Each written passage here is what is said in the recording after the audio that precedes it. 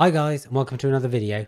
Today I'm going to revisit Mirrilis Action, and this is off the back of a comment I got on my previous Mirrilis Action video. Somebody pointed out that they'd tried Mirrilis themselves and they found the frame drop was worse than on OBS. So I thought I would see for myself if this is the case, and if it is, or how bad it actually is. So I replied to the chap, asked him what specifications he was running and what games he was playing. Seems like he has a 1440p 165Hz monitor, so that's the same as me. He has a 3080 Ti.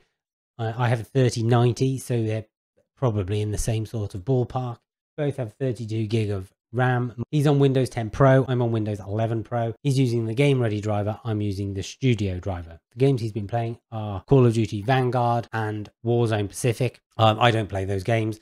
I'm going to be using Division 2. It's a fairly brutal game on the hardware. I'll test it running both Mirrilis Action and OBS and see what the difference in the frame rate is using the benchmark tool inside the game. You shouldn't use this as an indication of what sort of frame rate you can expect in this game, because I can tell you in my experience, the frame rate I get when I'm usually playing the game is nothing like what I get when I run the benchmark. Settings wise, Mirrilis has less fine-grained controls than OBS. The recording 1080p, I tend to use a 12 megabit bitrate on OBS. But the closest I can get to it on Mirrilis is 11.7 megabits. So I've reduced it slightly on OBS to match. This is a non-HDR. I'm disabling HDR in Windows. Recording format, OBS, I'm using MKV because that's what I would use normally. On Action, I'm using MP4 because that's what it offers. A few settings that might make a difference. So OBS, I've got the base canvas set at 1080p, and then I've shrunk the 1440p gain down to fit in that, rather than starting high and then downscaling it. I'll have the view disabled because that does use some resources. In Action, I won't have the preview view on. It doesn't have the base canvas and output settings. You can just grab it either at the original or at a fixed resolution. Some of the ways these things operate in the background might affect how it works. Maybe you think that makes it not a fair test, but I'm making the choices I can with Action. If OBS gives me more options, which means that I can do the job better, then that's clearly a benefit of OBS. Okay, we'll give it a go. I'm not going to be able to do a recording where I'm not recording, but I will run it without either running and just tell you what the numbers look like.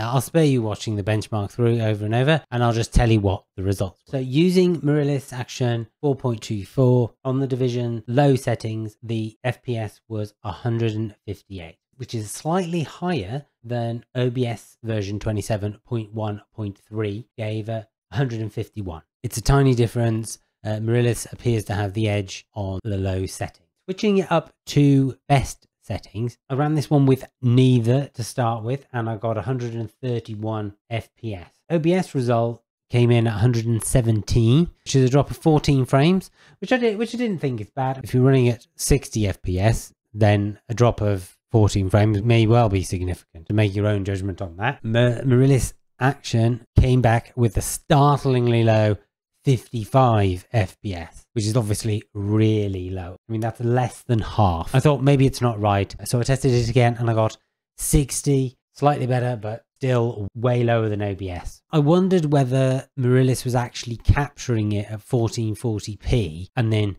scaling it down, whereas, as I said before, OBS is capturing the 1440p signal at 1080p. So in order to test that, I switched Mirrilis to 1440p, and that increased the benchmark output to 76 frames. So there's clearly something that Mirrilis is doing in dropping it to 1080p, which is affecting the performance. And then to try and make that comparison fair, I then switched OBS to 1440p capture and output, and that actually came out at 119 frames. So Mirrilis still significantly falls behind OBS in that. This is and I do want to stress, this is the game's benchmark test output. This has got nothing to do with how good the quality of the output from OBS actually is. I can tell you that these 1440p files, neither of them were watchable. Potentially the bitrate was a bit too low, but that wasn't the purpose of the test. This is only one game. It's a particularly brutal game. From my limited testing here, it makes basically no difference on the low settings, where Mirrilis has seems to have a slight edge over OBS.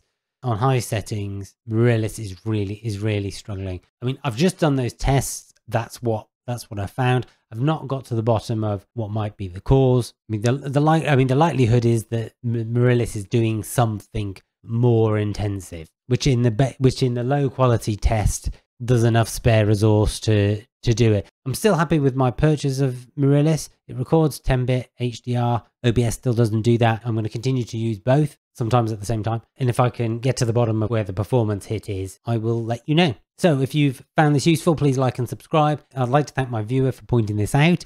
Any comments down below, and I'll see you in the next one.